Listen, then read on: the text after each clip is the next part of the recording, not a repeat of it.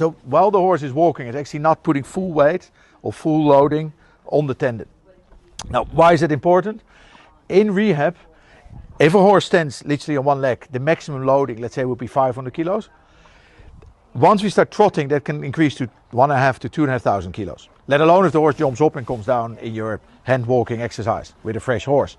So what the device, what the DSS allows, is that it dynamically supports the fetlock. That's what DSS stands for as such.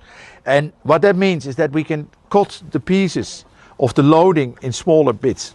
So instead of going from 500 kilo in walk to 2,000 kilo in trot, we can say, okay, now it goes from 500 to, let's say, 800 to 900 kilos in setting 2, to maybe 600 kilos in setting 1, and we can adjust the loading on the tendon. And in that way, you gradually make the body more used to the loading. And in that way, you stimulate the tendon to heal without the risk of overloading. So you don't have the risk of damaging it, but you get the benefit of the exercise. And I think that concept is what this does. Now, I'm not saying it's the only thing in the world that can do it, but it's a very handy tool to make that happen in a yard setting, because this is made for use in the yard, not in a hospital or in a rehab center per se.